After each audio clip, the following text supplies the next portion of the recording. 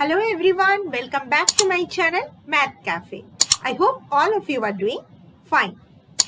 So let's start our today's session. Today we are going to study about functions. You have already studied about functions in class 11. So we'll just have a quick recap what is function and then we'll study about different types of functions. So we know that functions are always relations. So we have taken here two sets x and y. And the most important thing is that the sets are non-empty sets. Because if the sets are empty, then there will be no function. So function is always known as mapping because we indicate the relation between two elements from two different sets with the help of map. So a function or mapping f from x to y is written as f such that x to y is a rule by which each element of x which is belong to set x is associated to a unique element y which belongs to set y. In that case, the f is said to be a function from x to y. So here we have taken set x and set y. Set x has 3 elements 1, 2, 3 and set y has 4 elements a, b, c and d. So first let's discuss in which case a relation will become a function. So the first rule is every element of the first set or set x have an unique image in set y. So 1 has an image here, 2 has an image here and 3 also has an image here. We can leave C if any other element is not present here. So the second rule is no element should have 2 image. That means यहाँ 1, 2, 3 में किसी का भी 2 image नहीं हो सकता है. सिर्फ एक ही यूनिक इमेज सेट y में सेट x का हो सकता है. So we cannot leave any element here in set x. मतलब डोमेन हमेशा हमारा होल सेट x होगा. So every function is a relation. मतलब रिलेशन होगा तो ही जाके वो फंक्शन बन सकता है with these two rules. But every relation is not a function. Relation में हम यहाँ और एक भी एलिमेंट ऐड करके छोड़ सकते हैं उसको. So every function is a relation, but every relation is not a function. So now let's discuss about domain, codomain and range of a function. So this is very similar to relation. The elements of the domain are called pre-images. The entire set A is the domain and these are known as pre-images. And the elements of the codomain which are mapped are called the images. Codomain में यहाँ पर 1, 2, 3, 4 4 elements है, but only which are mapped. मतलब जो हम related कर रहे हैं यहाँ पर elements first set के साथ उसी को हम range में convert कर रहे हैं. Hence, the range of the function f is the set of all images of the elements of the domain and the set of all the output of the function. So entire हमारा second set या जिसको हम set B भी बोल सकते हैं, set B हो जाएगा codomain, यहाँ पर set A पूरा हो जाएगा domain और जो सिर्फ मैप्ड हुआ है, मैपिंग किया गया है जिस एलिमेंट को, वही बनेगा अपना range.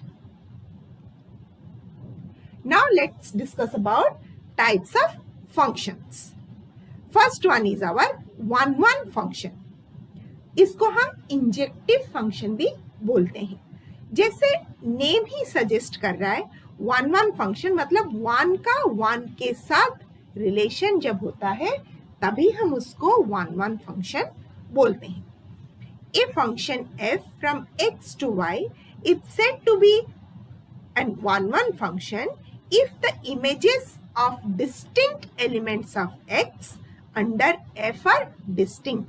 मतलब हर एक एलिमेंट का यहाँ पर डिफरेंट इमेज होगा अगर, तो वो 1-1 फंक्शन है. मतलब यहाँ 1 के साथ 1 का रिलेशन होने से ये 1-1 फंक्शन होता है. किसी एक का 2 के साथ यहाँ पर रिलेशन नहीं हो सकता है फर्स्ट ऑफ ऑल, लेकिन 2 के साथ 1 का भी रिलेशन नहीं हो सकता है इन केस ऑफ 1-1 फंक्शन. अगर 2 के साथ 1 का रिलेशन हुआ ये केस की तरह, तो वो 1-1 फंक्शन नहीं होके मेनी 1 फंक्शन हो जाता है. मेनी का 1 के साथ रिलेशन यहाँ पर और यहाँ 1 का 1 के साथ रिलेशन. सो हम टेस्ट कैसे करेंगे एक रिलेशन 1-1 है या नहीं है, या एक फंक्शन 1-1 है या नहीं है. सो हम 2 एलिमेंट कंसिडर करते हैं जो फर्स्ट सेट में आते हैं, और ये जो fx1 और fx2 वो क्या है अपना, वो है हमारा इमेज जो कि सेट बी में है. 2 image, if our first image equals to second image, ये क्या इंप्लाइज करता है, this implies first element must be equal to second element.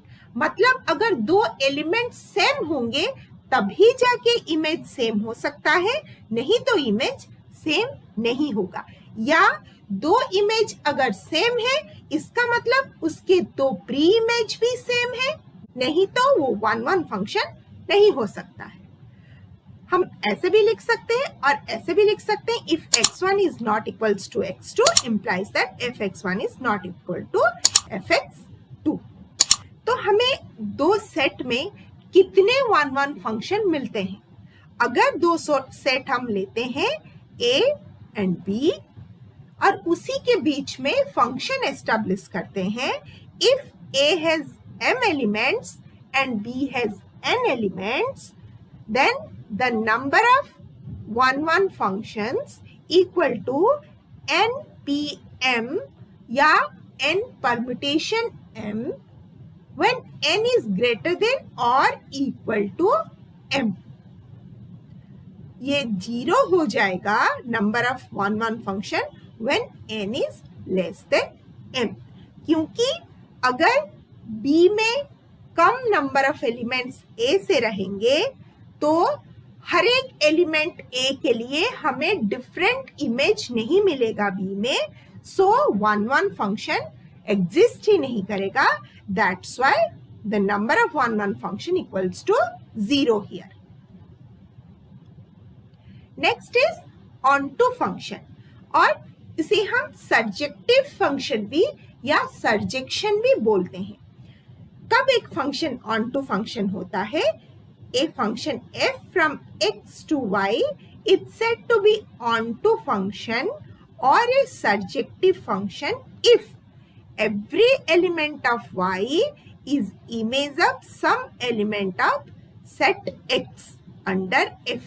मतलब यहाँ अगर x1 और x3 सेट दिया गया है, x1 का 1 2 3 4 एलिमेंट है और x2 का a b c एलिमेंट है.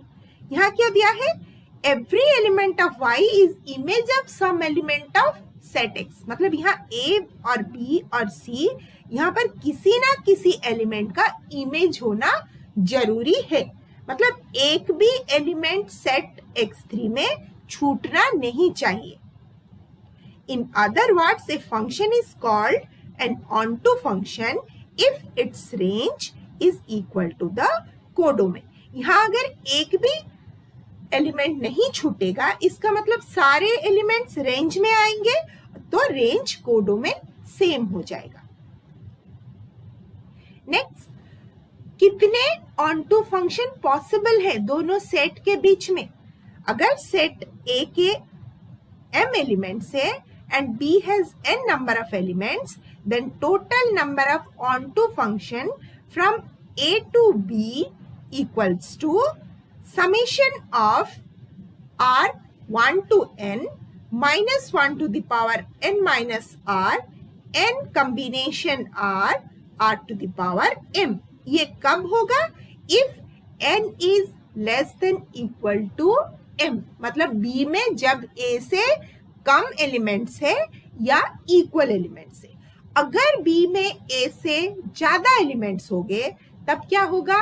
तब कोई ना कोई एलिमेंट छूट जाएगा जिसका हमें कोई प्री इमेज नहीं मिलेगा, क्योंकि एक एलिमेंट के दो इमेज नहीं हो सकते हैं। सो यहाँ पर ऑन टू फंक्शन पॉसिबल नहीं है, तो 0 number of onto function वहां पर बनेगा। Next is our bijective function, और बाइजेक्शन भी बोल सकते हैं हम उसे। ये कब फंक्शन को हम बाइजेक्टिव फंक्शन बोलते हैं? When a function is both 1 1 and onto, मतलब दोनों ही होगा।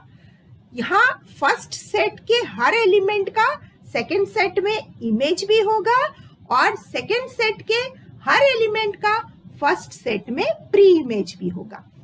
यहाँ देख सकते हो सेट x1 और सेट x4 में 1 2 3 4 है x1 का एलिमेंट्स और ABCD है x4 का एलिमेंट्स। तो A का pre image 3, B has 1, C 2, D 4. Every element of x4 has pre-image here and 1 has image B, 2C, 3A, 4D. मतलब every element of first set has image here. Both cases are satisfying. So this function is an 1 1 and onto function or bijective function. तो कितने number of bijective function possible है दोनों set के बीच में? अगर set ए के element number n है, set B के एलिमेंट नंबर m है, तो if n equals to m, then n factorial number of bijective functions are possible. अगर n m equal नहीं है तो ये बाइजेक्शन नहीं हो सकता है। सो एक भी बाइजेक्टिव फंक्शन वहां पॉसिबल नहीं होगा। So this is all about types of functions. That's all for today's class. Work hard, keep studying, stay home, stay safe and stay healthy.